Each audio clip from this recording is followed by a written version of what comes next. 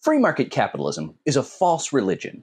In my recent posts, I've described how this false religion has its own moral philosophy and priestly class. But a religion needs more than mystery and theology. What a religion needs more than anything is followers. This is part 4 of my series. Be sure to check out the Economic Religion playlist on my profile and subscribe so you can follow the rest. Doomsday cults rarely attract broad membership. By the same token, those 19th century religious cults that banned sex petered out because there was no one to carry on their beliefs in the next generation. In Twilight of the Money Gods, John Rapley writes, "Without believers, religions have no force." The same goes for schools of economics. Their strength comes from winning enough followers to shape the policy agenda of a society and remake it in its own image. Strength in numbers. The story of the rise of free market capitalism as a world religion is one of growing influence. Like any religion, this one spread by making converts and winning adherents. Unlike hard sciences like physics or biology, economics is cyclical. Scientific progress is made when new data forces course corrections. As new discoveries come to light, scientists adjust and incorporate them into the knowledge base.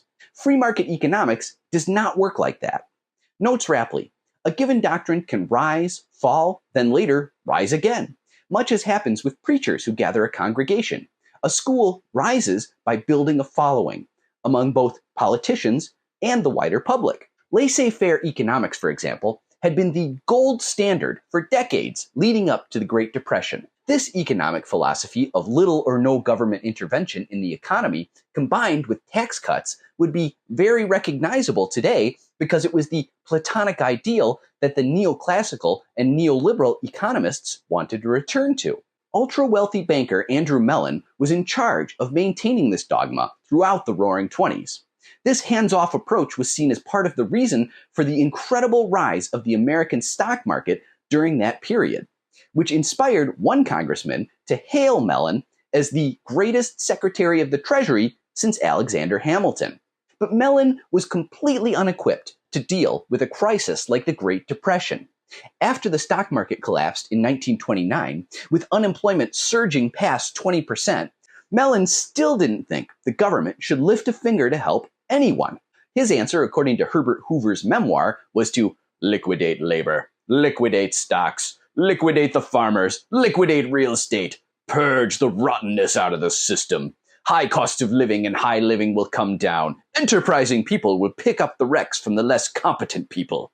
By enterprising people, Mellon clearly meant the rich. Letting everybody die so the rich can come in and pick our bones clean is pretty much the preferred answer proposed by laissez-faire and modern neoliberalism.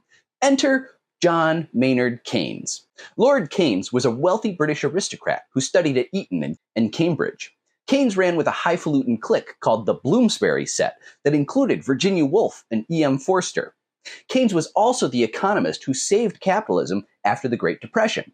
Though Milton Friedman gets a lot of the glory as the 20th century's most important economist, in reality, capitalism might not have survived without Keynes. As economic collapse threatened to crush the entire capitalist system, it was Keynes who rescued capitalism from destruction. John Rapley likens Keynes to St. Paul, who helped create the New Testament in Christianity. Keynes created a new paradigm for capitalism. During a time when the Bolshevik Revolution was still a recent memory, it was Keynes who took capitalism in a bold new direction to save it from oblivion.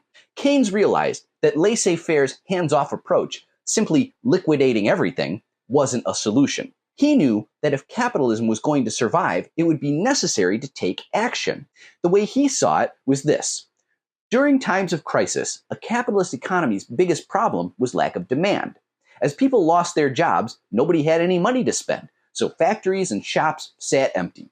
Keynes proposed that the government should be the spender of last resort. The way he saw it, budget deficits during a recession or depression could be a good thing, since the alternative was society's total immolation.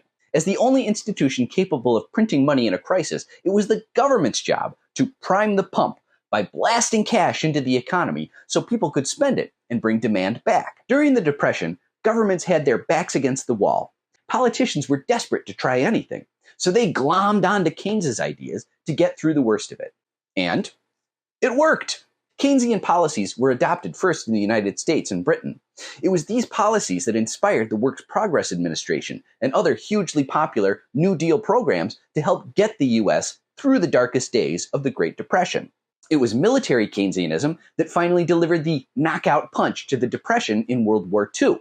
This vestige of Keynesianism still lives on today, seemingly untouchable, despite the free market's dominance everywhere else in the halls of US power. By the 1970s, Keynesian-style economics dominated pretty much every capitalist nation. It was during this period that Richard Nixon ruined Milton Friedman's day by admitting, "We are all Keynesians now." This post-war time period was also known as the golden age of capitalism. But things were about to change. Let's stop there for now. I realize some of these posts can get a little long if I'm not careful. Next up, we'll finish the story of the Keynesian Reformation and the rise of free market fundamentalism and the role communism played in bringing it about. You won't want to miss it. In the meantime, please like, follow, favorite, and subscribe to my free Substack, where you can get more detail in every post. Let us make them pay.